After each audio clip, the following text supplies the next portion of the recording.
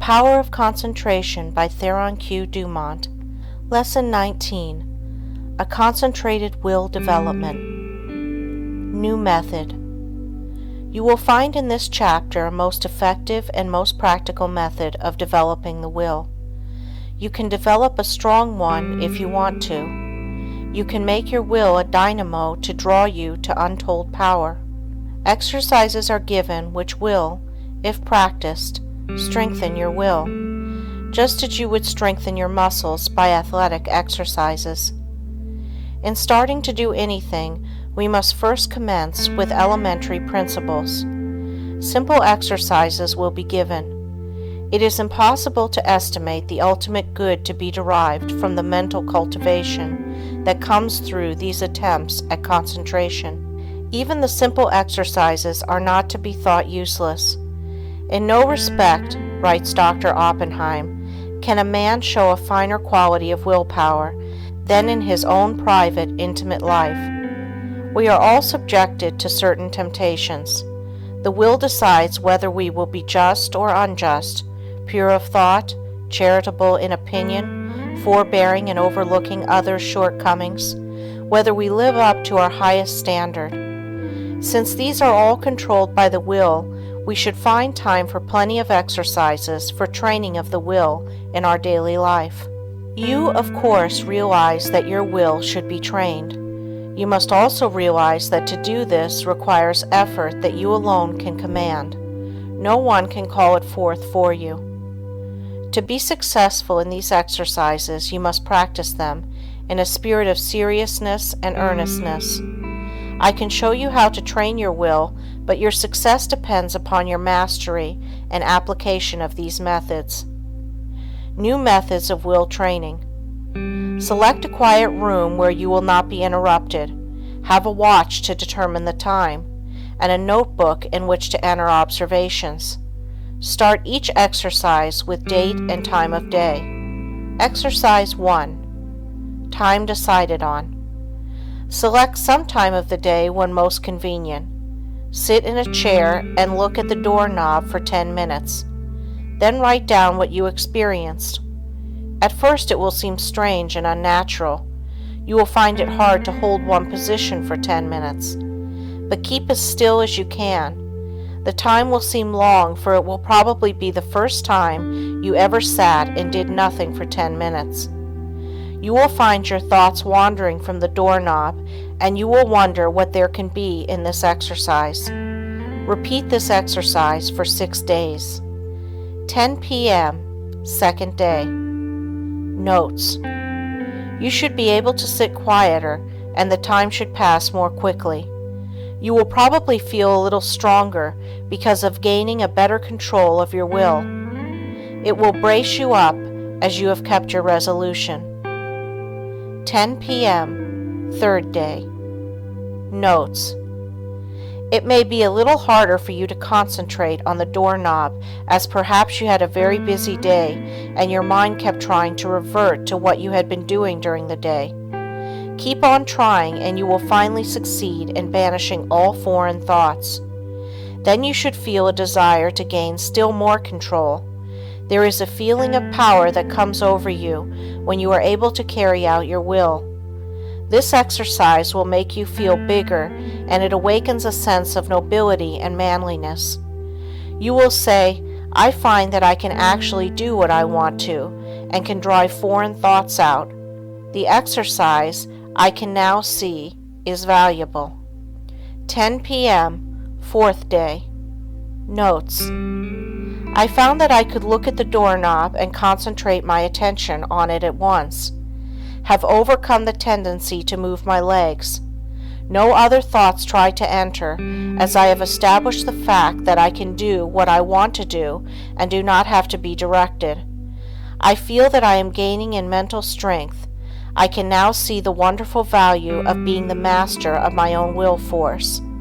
I know now if I make a resolution, I will keep it.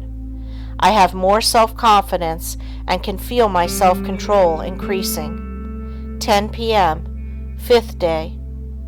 Notes. Each day I seem to increase the intensity of my concentration. I feel that I can center my attention on anything I wish. 10 p.m., 6th day. Notes. I can instantly center my whole attention on the doorknob. Feel that I have thoroughly mastered this exercise and that I am ready for another. You have practiced this exercise enough, but before you start another, I want you to write a summary of just how successful you were in controlling the fleeting impulses of the mind and will. You will find that this is an excellent practice. There is nothing more beneficial to the mind than to pay close attention to its wonderful, subtle activities. Exercise 2. Secure a package of playing cards. Select some time to do the exercise. Each day at the appointed time, take the pack in one hand and then start laying them down on top of each other, just as slowly as you can, with an even motion. Try to get them as even as possible. Each card laid down should completely cover the under one. Do this exercise for 6 days. First day. Notes. Task will seem tedious and tiresome. Requires the closest concentration to make each card completely cover the preceding one. You will probably want to lay them down faster. It requires patience to lay them down so slowly, but benefit is lost if not so placed. You will find that at first your motions will be jerky and impetuous. It will require a little practice before you gain an easy control over your hands and arms. You probably have never tried to do anything in such a calm way. It will require the closest attention of your will, but you will find that you are acquiring a calmness that you never had before. You are gradually acquiring new powers. You recognize how impulsive and impetuous that you have been, and how, by using your will, you can control your temperament. Second day. Notes. You start laying the cards down slowly. You will find that by practice you can lay them down much faster. But you want to lay them down slowly, and therefore you have to watch yourself. The slow, steady movement is wearisome, but you have to conquer the desire of wanting to hurry up. Soon you will find that you can go slowly or fast at will. Third day. Notes. You still find it hard to go slowly. Your will urges you to go faster.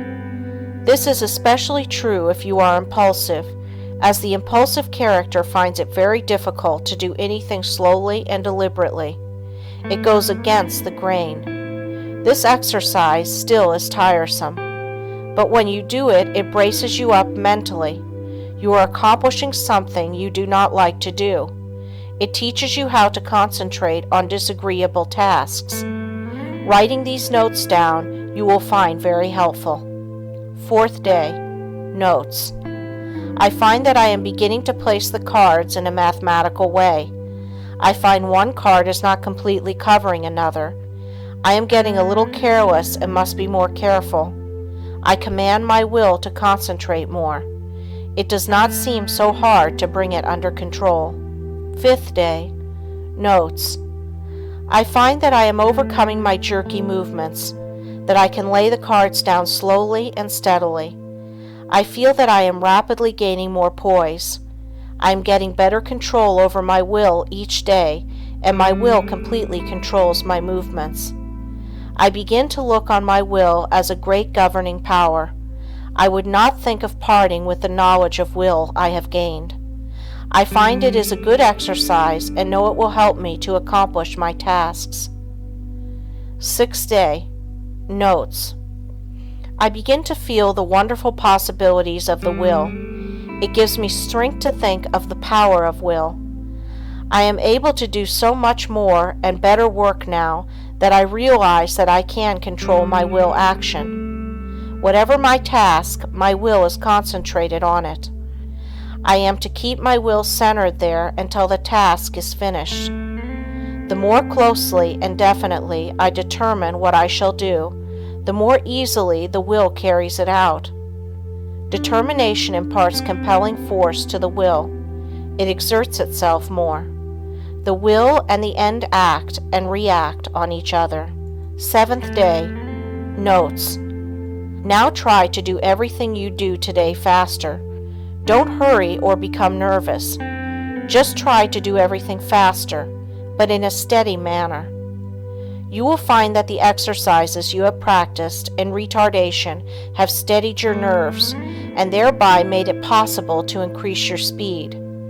The will is under your command. Make it carry out resolutions rapidly. This is how you build up your self-control and your self-command. It is then that the human machine acts as its author dictates. You certainly should now be able to judge of the great benefit that comes from writing out your introspections each day. Of course, you will not have the exact experience given in these examples, but some of these will fit your case. Be careful to study your experiences carefully and make as true a report as you can. Describe your feelings just as they seem to you. Allow your fancies to color your report, and it will be worthless. You have pictured conditions as you see them. In a few months, if you again try the same exercises, you will find your report very much better. By these introspections, we learn to know ourselves better, and with this knowledge can wonderfully increase our efficiency. As you become used to writing out your report, it will become more accurate. You thus learn how to govern your impulses, activities, and weaknesses. Each person should try to plan exercises that will best fit his needs. If not convenient for you to practice exercises every day, take them 2 or 3 times a week, but carry out any plan you decide to try. If you cannot devote 10 minutes a day to the experiments, start with 5 minutes and gradually increase the time. The exercises given are only intended for examples. Will training without exercise. There are many people that do not want to take the time to practice exercises, so the following instructions for training the will are given to them. By willing and realizing, the will grows. Therefore, the more you will, the more it grows and builds up power. No matter whether your task is big or small, make it a rule to accomplish it in order to fortify your will. Form the habit of focusing your will in all its strength upon the subject to be achieved. You form in this way the habit of getting a thing done, of carrying out some plan. You acquire the feeling of being able to accomplish that which lies before you, no matter what it is. This gives you confidence and a sense of power that you get in no other way. You know when you can make a resolution that you will keep it. You do not tackle new tasks in a half-hearted way, but with a bold, brave spirit. We know that the will is able to carry us over big obstacles. Knowing this, despair never claims us for a victim. We have wills and are going to use them with more and more intensity, thus giving us the power to make our resolutions stronger, our actions freer, and our lives finer and better. The education of the will should not be left to chance. It is only definite tasks that will render it energetic, ready, persevering, and consistent. The only way it can be done is by self-study and self-discipline. The cost is effort, time, and patience, but the returns are valuable. There are no magical processes leading to will development, but the development of your will works wonders for you, because it gives you self-mastery, personal power, and energy of character. Concentration of the will to win. The adaptability of persons to their business environment is more a matter of determination than anything else. In this age, we hear a good deal of talk about a man's aptitudes. Some of his aptitudes, some of his powers, may be developed to a wonderful extent, but he is really an unknown quality until all his latent powers are developed to their highest possible extent. He may be a failure in one line and a big success in another. There are many successful men that did not succeed well at what they first undertook, but they profited by their efforts in different directions, and this fitted them for higher things. Whereas, had they refused to adjust themselves to their environment, the tide of progress would have swept them into oblivion. My one aim in all my works is to try and arouse in the individual the effort and determination to develop his full capacities, his highest possibilities. One thing I want you to realize at the start, that it is not so much ability as it is the will to do that counts. Ability is very plentiful, but organizing initiative and creative power are not plentiful. It is easy to get employees, but to get someone to train them is harder. Their abilities must be directed to the work they can do. They must be shown how, while at work, to conserve their energy, and they must be taught to work in harmony with others, for most business concerns are dominated by a single personality, concentrating on driving force within. We are all conscious, at times, that we have somewhere within us an active driving force that is ever trying to push us onward to better deeds. It is that force that makes us feel determined at times to do something worthwhile. It is not thought, emotion, or feeling. This driving force is something distinct from thought or emotion. It is a quality of the soul, and therefore it has a consciousness all its own. It is the I will do of the will. It is the force that makes the will concentrate. Many have felt this force working within them, driving them on to accomplish their tasks. All great men and women become conscious that this supreme and powerful force is their ally in carrying out great resolutions. This driving force is within all, but until you reach a certain stage, you do not become aware of it. It is most useful to the worthy. It springs up naturally without any thought of training. It comes unprovoked and leaves unnoticed. Just what this force is we do not know, but we do know that it is what intensifies the will in demanding just and harmonious action. The ordinary human being, merely as merchandise, if he could be sold as a slave, would be worth $10,000. If somebody gave you a $5,000 automobile, you would take very good care of it. You wouldn't put sand in the carburetor, or mix water with the gasoline, or drive it furiously over rough roads, or leave it out to freeze at night. Are you quite sure that you take care of your own body, your own health, your own real property, as well as you would take care of a $5,000 automobile if it were given to you? The man who mixes whiskey with his blood is more foolish than a man would be if he mixed water with gasoline in his car. You can get another car, you cannot get another body. The man who misses sleep lives irregularly, bolts his food so that his blood supply is imperfect. That is a foolish man, treating himself as he would not treat any other valuable piece of property. Do you try to talk with men and women who know more than you do, and do you listen rather than try to tell them what you know? There are 100,000 men of 50 and men of 60 running along in the old rut, any one of whom could get out of it and be counted among the successful men if only the spark could be found to explode the energy within them now going to waste. Each man must study and solve his own problem.